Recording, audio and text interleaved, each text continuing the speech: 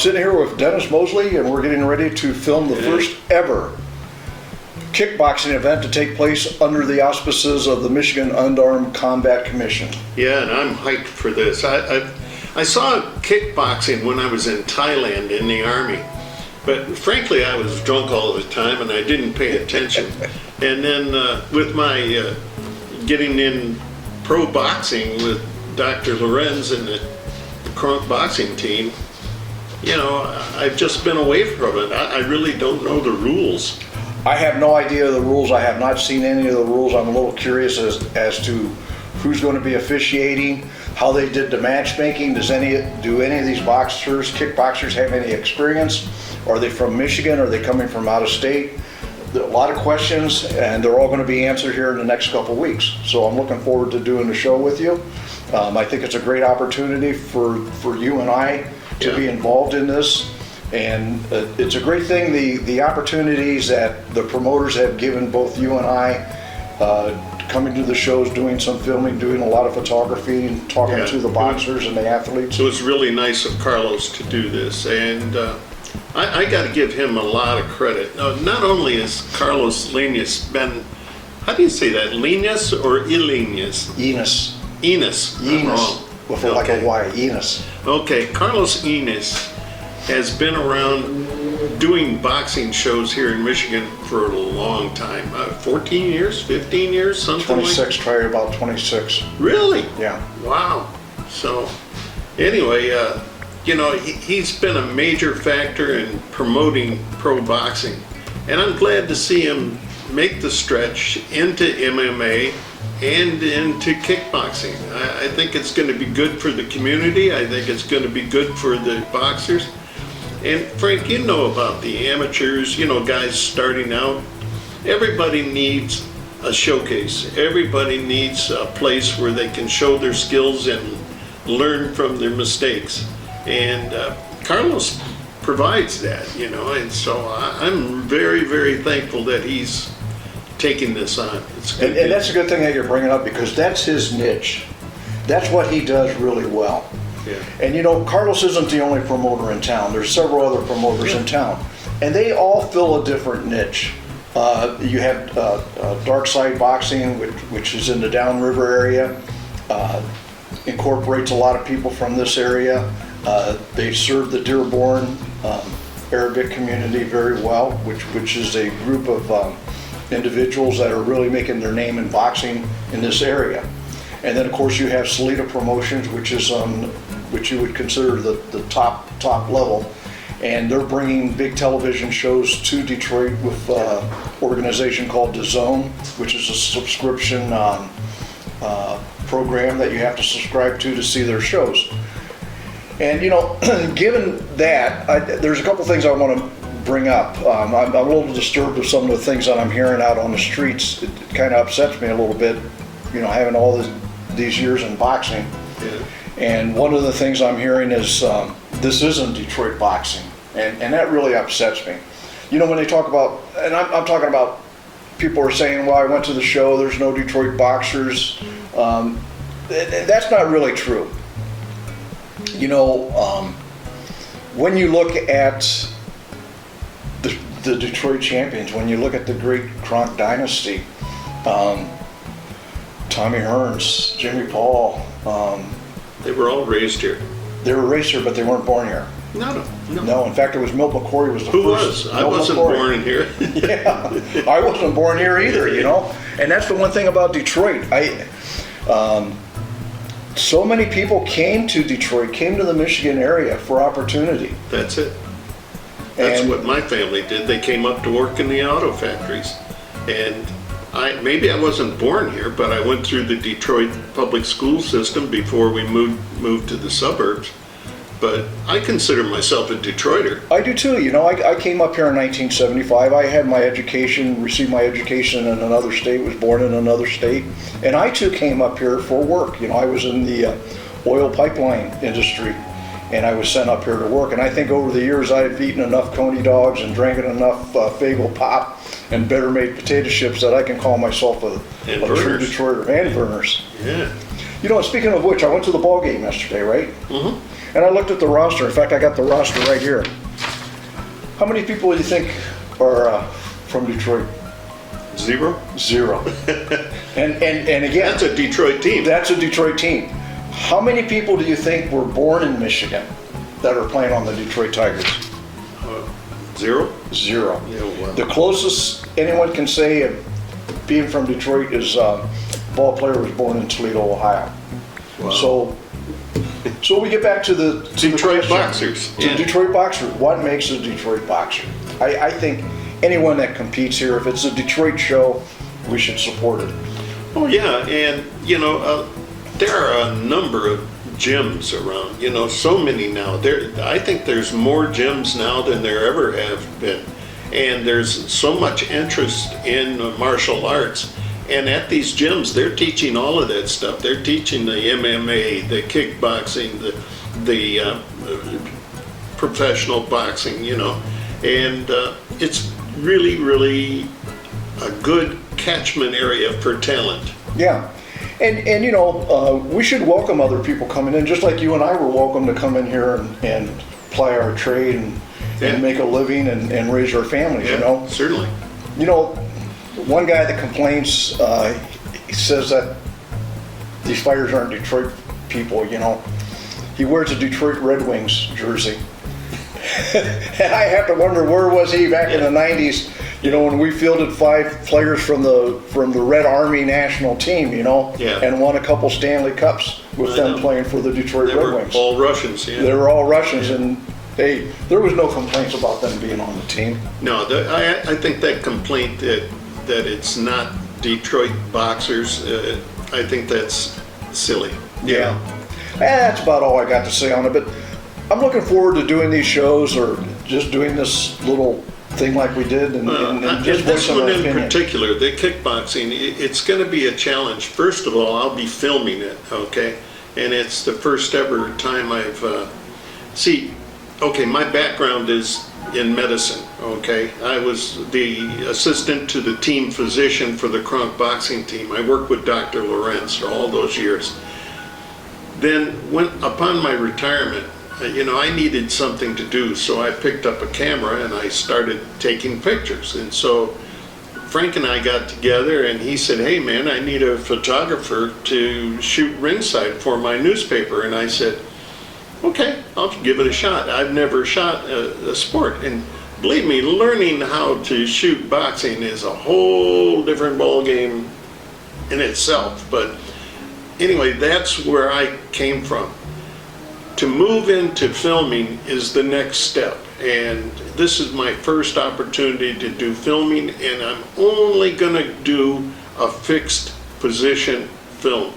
I'll be sitting in the back, behind the ring, on stage, by the curtain, with a tripod looking straight into the ring and just filming. No fancy stuff. I'm not going to be walking around and carrying a heavy gear and getting in people's way. So it's a brand new experience for me, and I'm very excited about doing it. And that's another aspect of boxing that people don't realize.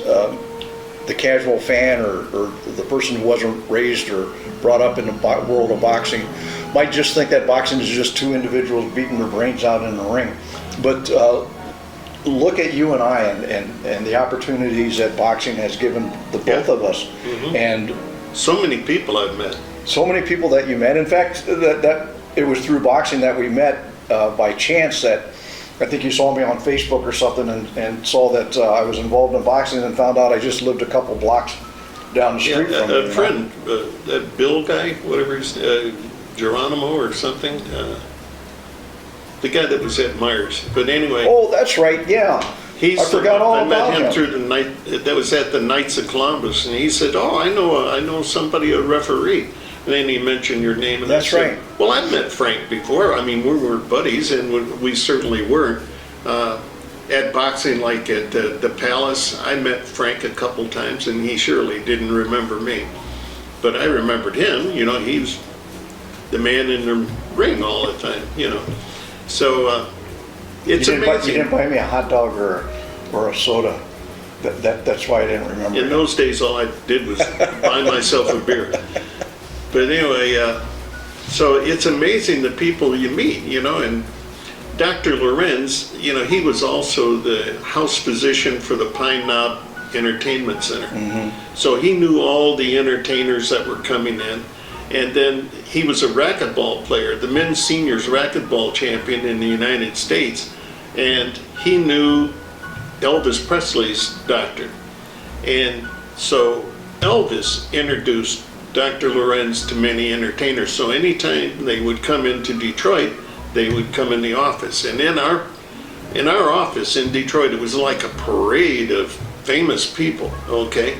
Emmanuel Stewart's walking in with Tommy Hearns and Milton McCrory and you know, all of the other people, Caveman Lee and all of that. And then here comes Billy Sims, and then here comes Al Kaline and Alex Del Vecchio, and you know, people just walking in the door to that place.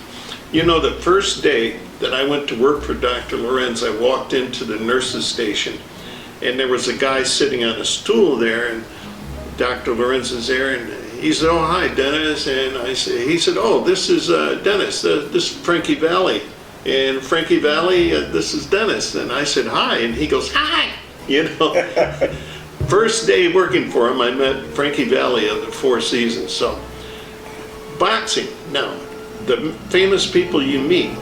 I mean, when we used to go to the fights, and they had to have those big fights at Cobo and Cobo Arena and the Premier Center and all around the Latin Quarter and all of those places, there were all kinds of people there. I sat at the Latin Quarter in a booth with me, Jimmy Butchikaris, Al Ackerman, and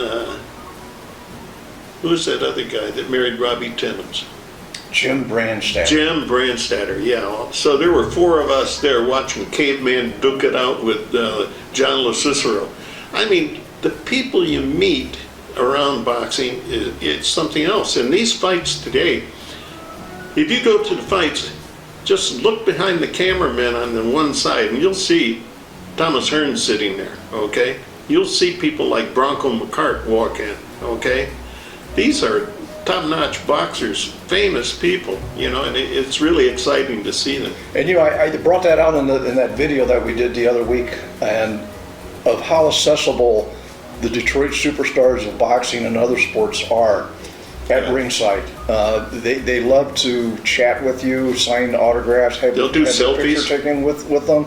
They're just great people. And I too had the opportunity to meet a lot of the big stars.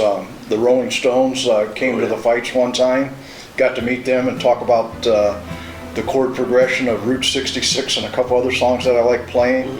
But the biggest thrill I got was when I was able to meet, and he invited me to lunch, and we went out to lunch together. It was Soupy Sales. Oh, Soup.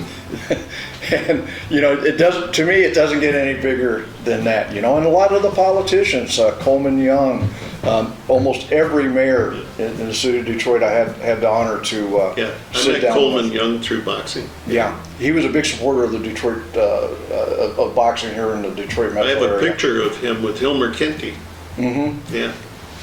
So anyway, I think that kind of wraps it up. It looks like everything's working. No, I'll sit there it and doesn't. review the film. I want to ask about the Tigers. You did the Tigers opening day yesterday. Yeah, that's I great. haven't been to an opening day in years, but you know, Jack Lasculi, remember him?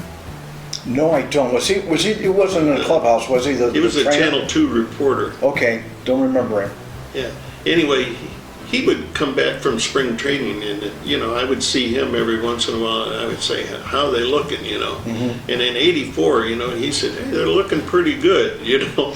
The guy that I remember from Channel 2, two guys. One who I would love to emulate in these kind of settings is Al Allen. Al Allen, yeah. You know, And the other guy, Ray Lane. You know what? It's not Jack Lasculi, it's Ray Lane that I'm talking about. Ray Lane is the guy that I talked Okay. to. Yeah. But Al Allen, The man on the street. yeah, and he was, his appearance changed. He was a lot thinner then and everything. By the time he retired, he was like us, looking larger than life, you know. But the one thing about Al that he from the very beginning to when he ended his career, he would appear on there and he would seem the most out of place person. This guy's not a That they reporter. would sit on there and they'd say, who gave this guy the microphone? But he would conduct he was so interested in getting the facts. He was just like you. He really represented you, asking the questions that you wanted to know as a regular person watching TV. And I love Al Allen. I wish we could get more reporters like him.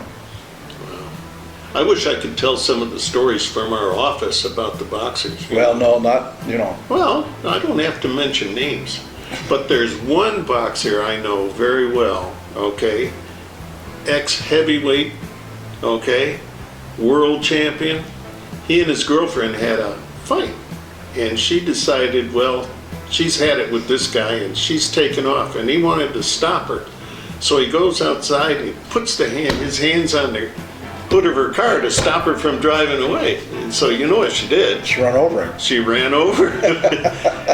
we used to see that kind of stuff come in our office all the time. Okay? Behind the scenes. Oh yeah, and there was a lot of it. And I think the upshot I get out of knowing all these Detroit boxers, okay, is the quality of person they are. There's been, can you look around any of these Detroit famous champions, you know, and say, hey, that guy was a terrible person, you know? No. Thomas Hearns, fantastic person inside the ring and outside the ring. Milton McCrory, same thing, you know. Jimmy Paul, all of them great people, and guess what? They have all been good champions. None of them getting thrown in jail, none of them have drug charges, and nobody beating up their wife and everything. And, you know, and great people. two of the boxers that I have known or know, and they have the greatest sense of humor. Number one is Tommy Hearns. Tommy has a great sense of humor. People don't know that. And another person is James Toney. And you know, we haven't seen or heard James Toney much in this area, and I know that he runs an amateur boxing event once a year over in Ann Arbor, so when that comes up, maybe we'll shoot over there and see him. Great guy, and a terrific world champion.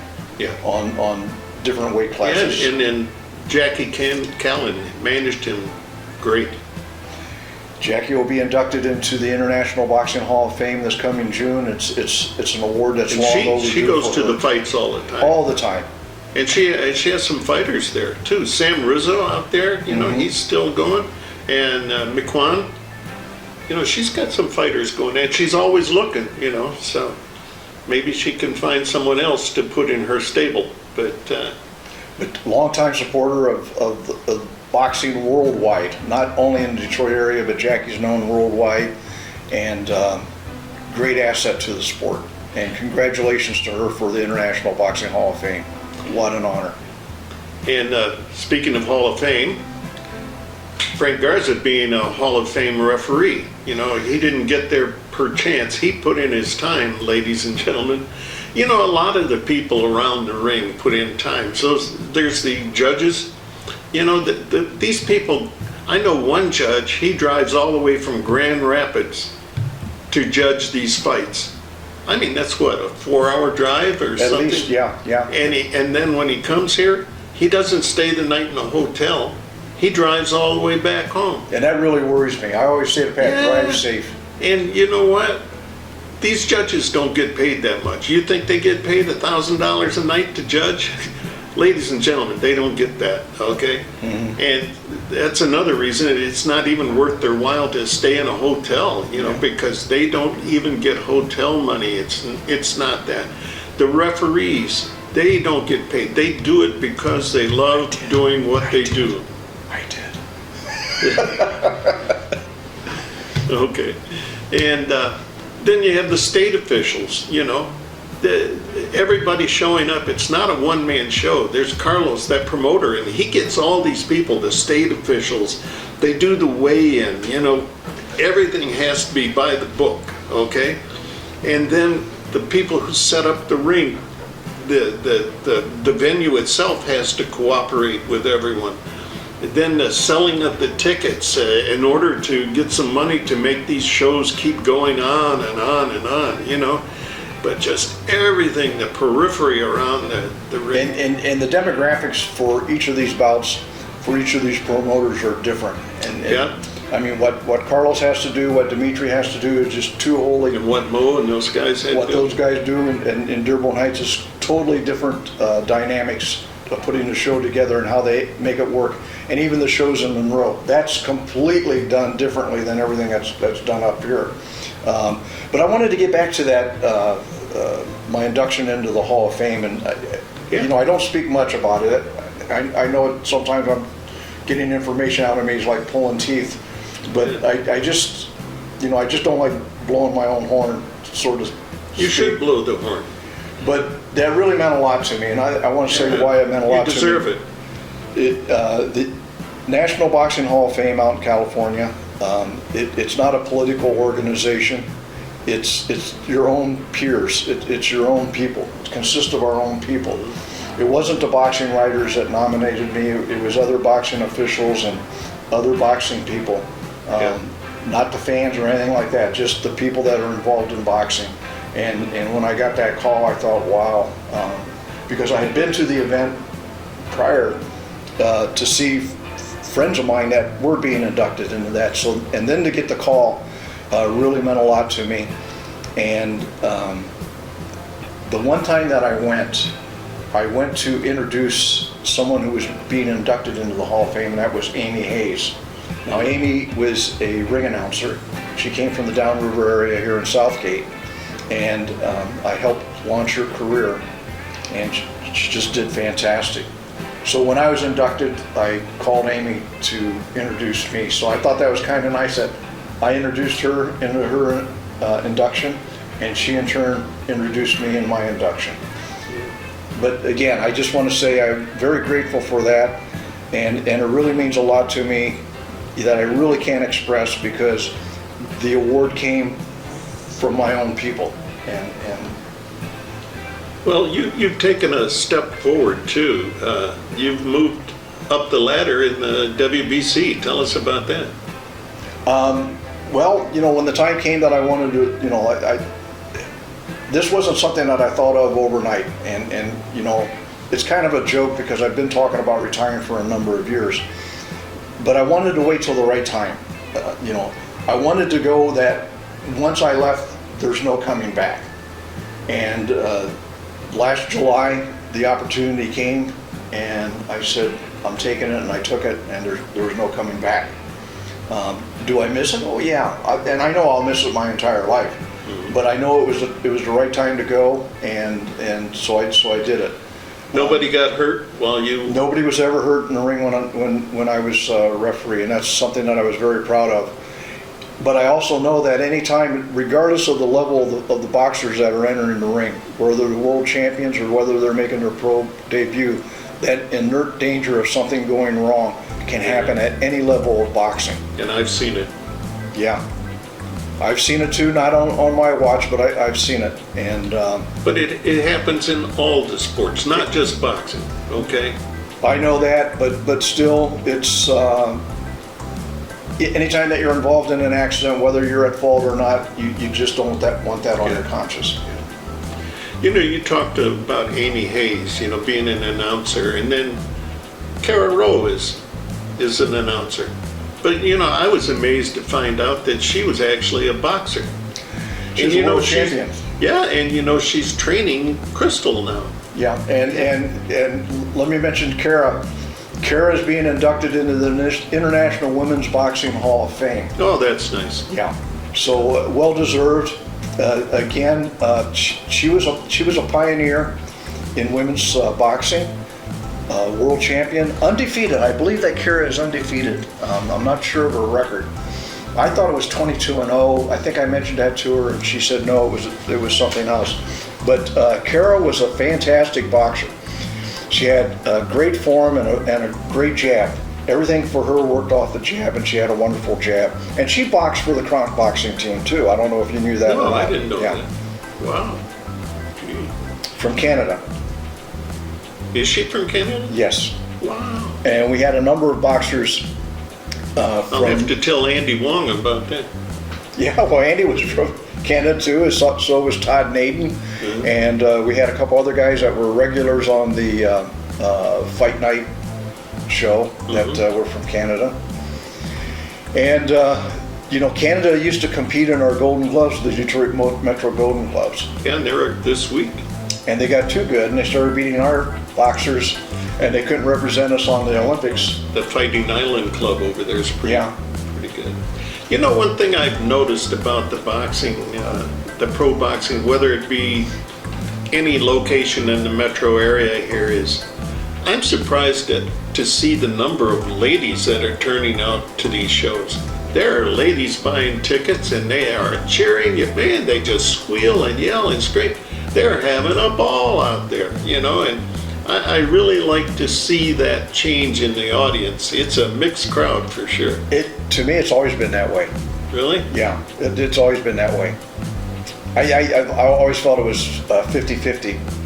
But now I've seen it now where it's 80-20, 70-30. Yeah. More women at the show than men. They just love it. And so welcome to boxing, everyone. Okay.